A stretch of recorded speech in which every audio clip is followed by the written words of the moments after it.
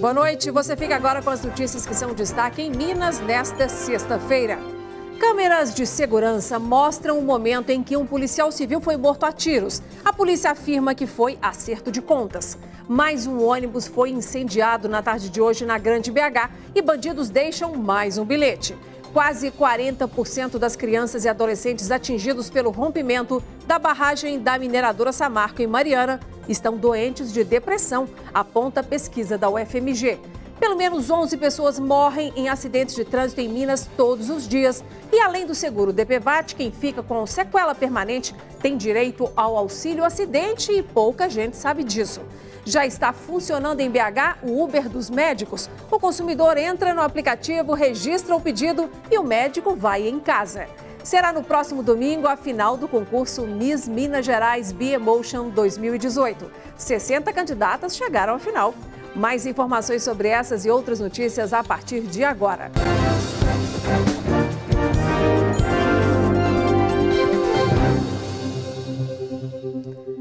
Imagens de câmeras de segurança flagraram a morte de um policial civil e de outro homem durante um confronto ocorrido dentro de um bar em Contagem, na região metropolitana de Belo Horizonte. E quem tem essas informações é o repórter Marcelo Silveira, que está na nossa redação.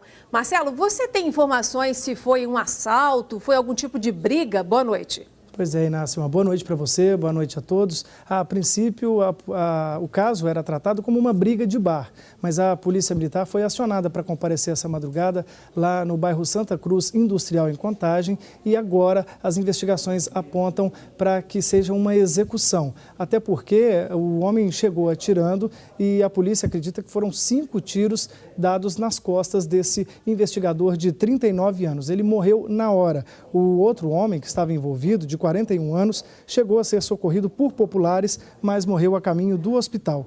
Os policiais acreditam que uma terceira pessoa ainda esteja envolvida neste caso. No local foi encontrada apenas uma arma e eles vão investigar se os tiros saíram dela. Essas investigações com certeza continuam, né, Inácia? Tá certo. Marcelo, continua com a gente mais um pouquinho, porque o nosso repórter acompanhou também outro assunto, que foi um ferro velho que pegou fogo durante a madrugada de hoje. Isso aconteceu em Santa Luzia, que fica na Grande BH. As chamas foram controladas no início desta manhã, não é isso, Marcelo? Já se sabe aí a causa desse incêndio? Não, Inácia, ainda não se sabe as causas desse incêndio que ocorreu lá no bairro São Benedito, em Santa Luzia. De acordo com informações, o galpão ficou totalmente destruído.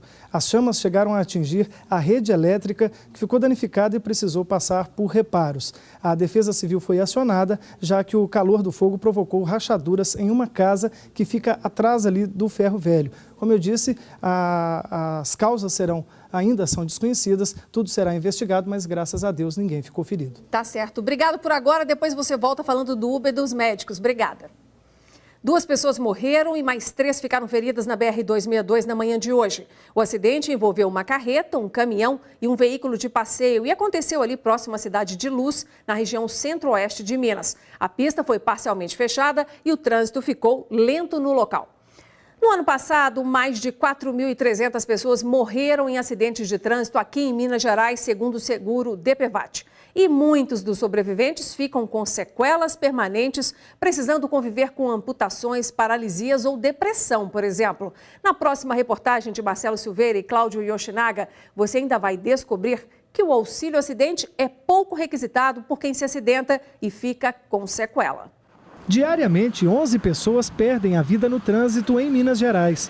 Os dados são da seguradora Líder, administradora do seguro DPVAT.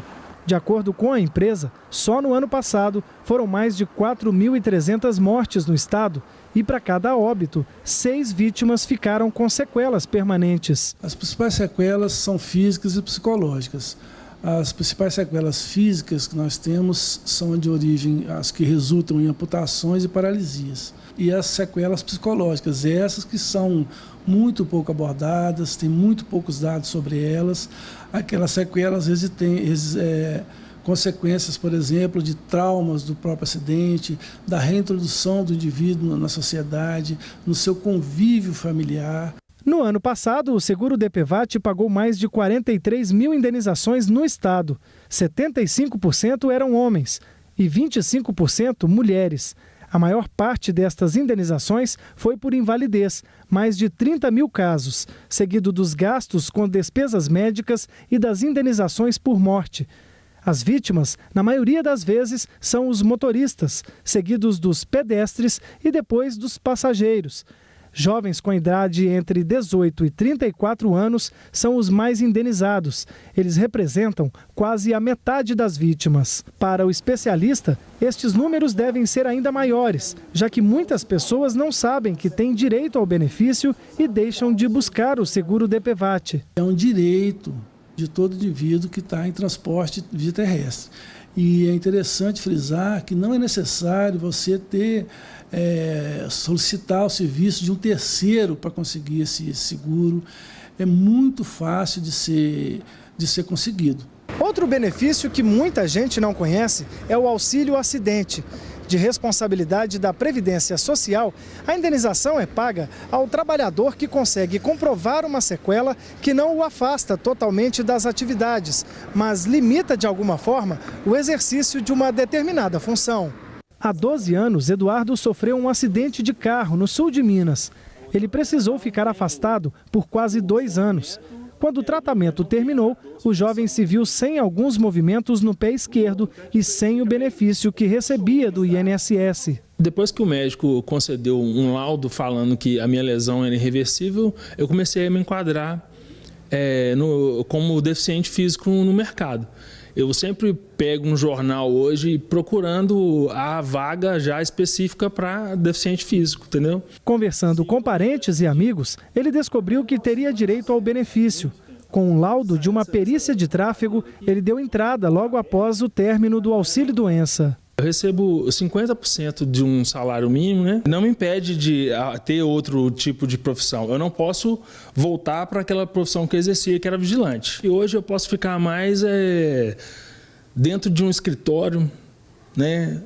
Ou pegar um serviço que eu possa carregar pouco peso. Porque dependendo do que eu for fazer hoje, essa limitação aqui não deixaria fazer mesmo. Eu quero fazer uma correção com você. Os números que a gente trouxe nessa reportagem, eles foram fornecidos pelo Seguro DPVAT e não pelo Ministério do Trabalho, como constava na informação.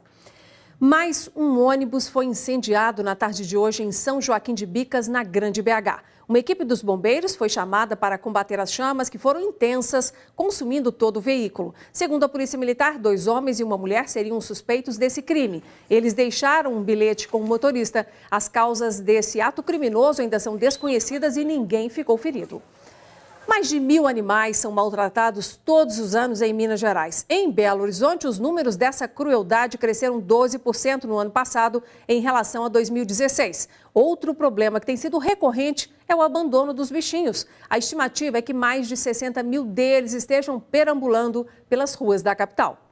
As marcas no Apollo são de extrema crueldade. Os donos jogaram óleo quente para espantar o cachorro. Já a Inesita ficava numa ocupação.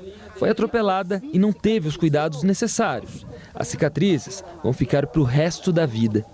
Na ONG Ninho dos Bichos, em Contagem, mais de 100 histórias trágicas recebem um final feliz. São animais de casa, né? São animais que vivem na companhia dos humanos e que são os que mais sofrem. Eu troquei o meu apartamento por essa chácara, vim morar com os animais e aqui eu cuido deles e me sinto muito realizada no que eu estou fazendo, muito feliz. O local é mantido pela Maria Antonieta, que conta com a ajuda de poucas doações. Para você ter uma ideia, só de ração eu gasto aproximadamente 1 tonelada de ração por mês. Tenho ajuda de 2 amigas que depositam R$500 cada uma para mim. Tenho ajuda de clínicas que às vezes cobram uma consulta mais baixa. Tem esses pontos que nos ajudam, nos dão sustentação e força para levar adiante o projeto, mas é muito apertado. Nos últimos anos, não teve um grande aumento no número de animais maltratados ou abusados em Minas Gerais. Segundo a Secretaria Estadual de Segurança Pública, em 2017 foram 1.229. Em Belo Horizonte, a situação é um pouco diferente. 139 animais foram maltratados ou abusados. O número até parece pequeno, mas comparado com 2016, tem um aumento de 12%. O tenente da Polícia Militar lembra que esse aumento acontece muitas vezes pela falta de conscientização da população. O que acontece muitas vezes é que a pessoa cria-se um animal como se ele fosse um objeto. Então ele acha que o filhote não vai crescer, que vai ficar sempre peludinho, que não vai fazer barulho. Esse animal ele vai crescer, às vezes o espaço não é suficiente. Então no momento que a pessoa percebe que ele tem um gasto, que ele vai necessitar de um espaço maior, que ele vai fazer barulho, essa pessoa abandona esse animal. E ele tem que reconhecer que esse animal é um ser vivo. Então ele demanda de carinho, de cuidado e demanda de proteção. Belo Horizonte já conta com uma delegacia especializada em crimes contra a fauna. A investigadora Luísa relata os casos mais comuns de maus-tratos aos animais aqui na capital mineira. Primeiramente, a gente vê a questão da negligência com o animal, a questão dos maus-tratos, alimentação insuficiente, espaço físico, higiene inadequados. Isso gera o maior número de denúncias. As agressões físicas, elas estão muito relacionadas com a questão da violência doméstica. Então, um agressor ou agressora naquele seio familiar também acaba agredindo o animal e ele sendo vítima. Questões de envenenamento, nós nas investigações percebemos ter uma relação muito grande com a questão do barulho do animal, principalmente cães. Então o vizinho se sente incomodado ou de dia ou de noite e ele se acha no direito de fazer esse envenenamento porque acredita que essa vai ser a solução mais rápida. O tenente Brito dá orientações para quem quiser denunciar crimes contra os animais. O contato direto com a PM é o 190. Se a situação requer um anonimato, é o ideal ligar no 181, né? Claro, observando que a situação que realmente está acontecendo maus tratos, não é apenas uma perturbação de sossego.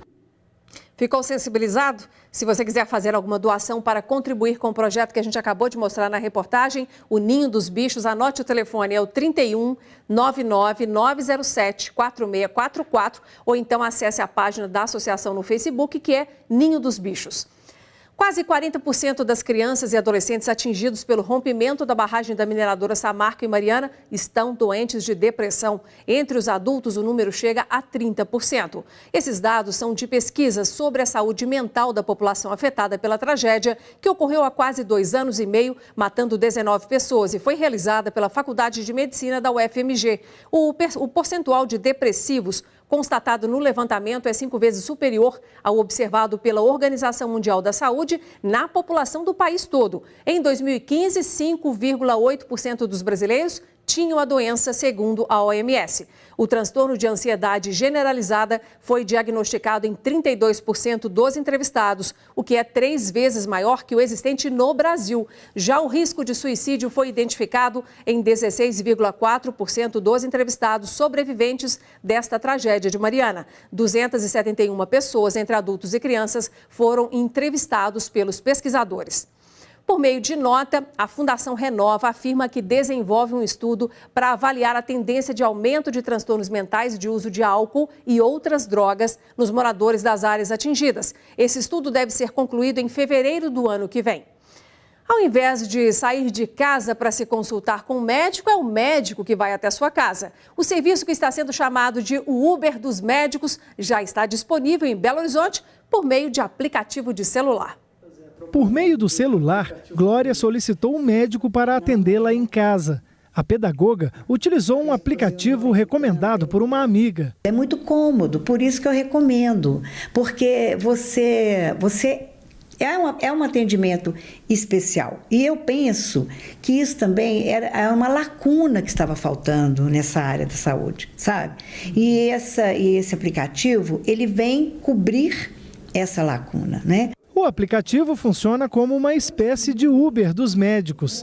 Depois de fazer o download no aparelho, o paciente cadastra login e senha para ser atendido. Os aplicativos têm se tornado cada vez mais comuns e estes, que aproximam médicos e pacientes, normalmente podem ser baixados gratuitamente.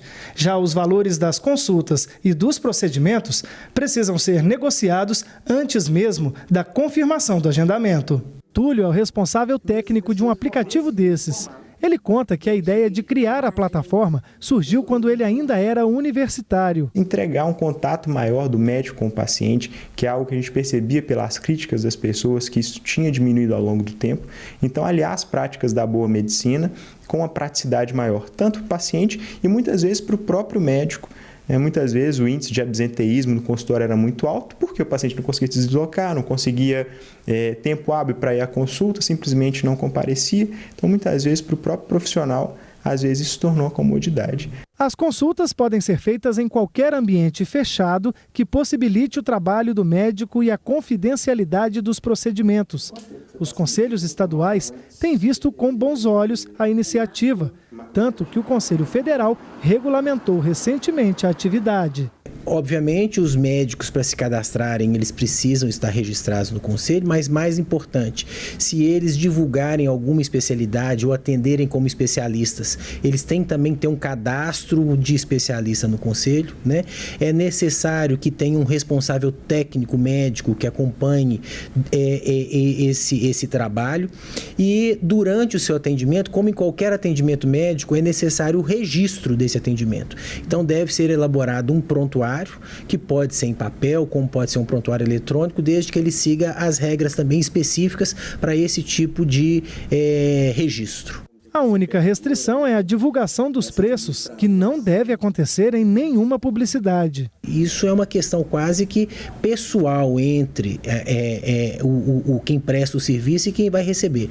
Obviamente que a empresa pode notificar, pode divulgar a partir do momento que exista a procura por parte de alguém. Deve-se evitar fazer propagandas ou com valores que possam gerar inclusive uma situação de uma concorrência desleal ou de uma situação que não seja adequada para a atividade profissional. O preço das consultas varia conforme o tipo de demanda e a especialidade médica. Com o clínico geral, por exemplo, custa a partir de R$ 120. E a seguir a gente fala de economia. Depois de superar a crise, as empresas já voltam a investir.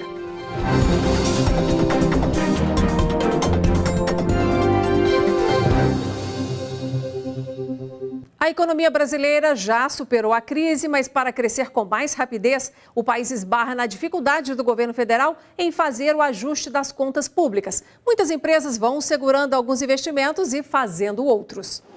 Cola, costura, confere se está tudo certo antes de despachar os colchões para os revendedores.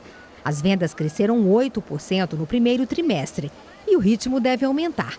A economia deu sinais de recuperação, mas para a dona da fábrica, o negócio poderia estar melhor. Nós estamos investindo, mas nós estamos aguardando realmente assim, que a economia ela aqueça mais para que a gente faça todos os investimentos que a gente precisa para alcançar essa meta de 34%. Essa incerteza da empresária já foi captada pelo relatório da CNI. Por isso, a Confederação Nacional da Indústria manteve a estimativa de crescimento da economia este ano abaixo dos 3%. Esse desempenho é resultado da expectativa de expansão da atividade nas fábricas, após 4 anos de queda, do crescimento do consumo das famílias e do aumento dos investimentos em máquinas e equipamentos para ampliar a produção. Os números repetem as projeções anteriores. De acordo com a CNI, a queda da inflação e a redução dos juros não serão suficientes para uma recuperação mais forte da economia este ano.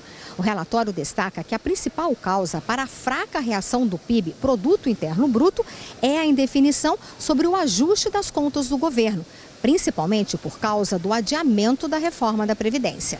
O cenário eleitoral ainda incerto também contribui para um crescimento mais baixo na avaliação da indústria. Você não tem clareza em relação ao que vem para frente, há uma insegurança em relação ao cenário futuro e isso, portanto, afeta decisões de investimento. Quer dizer, o empresário atrasa nessas decisões. Depois de bater recorde em 2017, a taxa média de desemprego deve cair este ano nas contas da CNI. Esta empresa de alimentos congelados vai abrir nos próximos dias uma nova produção de salgados. 20 novos funcionários foram contratados. O Igor foi um deles. Minha empresa crescendo, oportunidades gerando, para mim foi ótimo o aprendizado, pedindo para a gente capacitar, para a gente caçar uma coisa melhor, o ensinamento que eu tive aqui, entendeu? Vou longe, se Deus quiser eu vou chegar longe ainda. Foi liberado hoje o tráfego na nova alça do Viaduto Leste, no Complexo da Lagoinha, na região noroeste de Belo Horizonte. O novo viaduto garante faixa exclusiva para os ônibus que trafegam no sentido centro. Nesta nova alça, há também uma pista para tráfego misto. Agentes da BHTrans sinalizaram o local para orientar os motoristas. Segundo a Sudecap, essa obra começou em fevereiro de 2015, ou seja, há pouco mais de 3 anos e custou R$ 61.600.000. A gente fala agora do esporte e quem traz os destaques da rodada do fim de semana é o nosso repórter e comentarista André Salles. Boa noite, André. Boa noite, Nácia. Boa noite para todo mundo em casa. André, parece que a Raposa vai entrar em campo com o mesmo time, a mesma formação que ganhou o Campeonato Mineiro, é isso? Pois é, Inácio, uma coisa rara de se ver, se tratando do técnico Mano Menezes, que gosta bastante de um mistério, de esconder a equipe. Dessa vez não, treino aberto no Mineirão, aberto assim, alguns sócios puderam acompanhar, torcedores do Cruzeiro, e ele mostrou, vai ser realmente os mesmos 11 que derrotaram o Atlético na final do Mineiro. Então o Mano Menezes incorporando essa equipe, ganhando entrosamento, o mesmo time vai encarar o Grêmio nesse jogão no Mineirão amanhã. Vamos acompanhar, né? E também pelo Brasileirão jogarão América e Sport no Independência no domingo de manhã. E parece que tem novidade por lá, porque o volante Leandro Donizete participou das atividades pela primeira vez com os novos companheiros de grupo. André, já tem alguma confirmação se ele entra mesmo em campo? Pois é, se a gente for ver o que o Anderson fez no treinamento, não. Nesse primeiro jogo, o Leandro Donizete não entra, ele trabalhou com outros volantes, jogadores que inclusive já vinham atuando aí ao longo dessa temporada, mas é um jogador muito experiente, Nasce, muito conhecido da gente aqui de Minas Gerais, muito tempo no Atlético Mineiro, campeão aí de muitos campeonatos importantes, Libertadores, enfim. É um jogador que vai agregar muito ao América, mas nesse primeiro momento deve ficar aí como opção. Tá certo, e tem mais futebol, porque também no domingo, só que lá no Rio de Janeiro, o Atlético vai enfrentar o Vasco. André, o técnico Thiago Largue aí já tem uma definição, porque depois de 2 derrotas seguidas, será que vai mexer muito no time? Pois é, talvez essa seja a resposta mais difícil desses 3 times, né? O técnico Thiago Largue, pela segunda vez seguida, não treinou com os titulares. Tá tentando dar um descanso, porque o Atlético vem numa maratona muito longa, né, Inácia? E muito dura, com os jogos do Campeonato Mineiro, Copa do Brasil, muitas viagens. Então, o técnico Thiago Largue dando uma segurada e uma notícia que preocupa. O Leonardo Silva, mais uma vez de fora do treinamento, possivelmente deve ser desfalque, e aí jogando o Bremer mais uma vez. Mas aí, imaginar se vai mudar ou não vemos o time no campo, é difícil dizer. Tá bom, assiste tudo e conta pra gente segunda, tá bom? Obrigada. Eu que agradeço. E veja a seguir, neste domingo, Minas vai conhecer a nova Miss B-Emotion, que vai representar o estado. E a gente fala da preparação para o concurso depois do intervalo.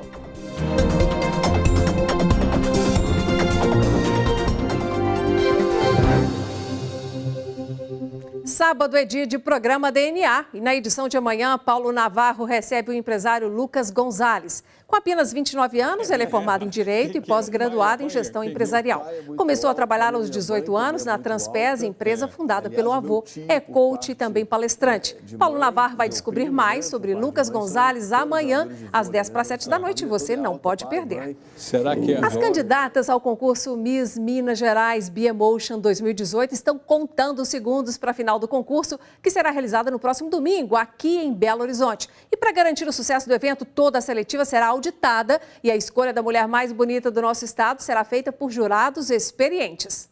Fabrício Luiz, produtor de beleza, está acostumado ao universo das misses. Nos últimos concursos, ele acompanhou as eleitas, as maquiou para compromissos de miss e ainda colaborou com ensaios fotográficos. E nesta edição, Fabrício é um dos 7 jurados que terão a missão de escolher a mulher mais bela do estado. Ninguém melhor que ele para dar aquela dica especial às vésperas do concurso. Que elas fiquem bem naturais, sabe? Um cabelo de onda natural, pouca maquiagem, porque às vezes a maquiagem valoriza, mas esconde um pouco da beleza real mesmo, da beleza de verdade da mulher. Assim como nos anos anteriores, a auditoria do Miss Minas Gerais B-Emotion 2018 será feita pelo Instituto Áquila. O objetivo do processo de auditoria será garantir a lisura e a transparência durante todo o concurso. De acordo com Renato, todo o processo de auditoria passa por 3 etapas.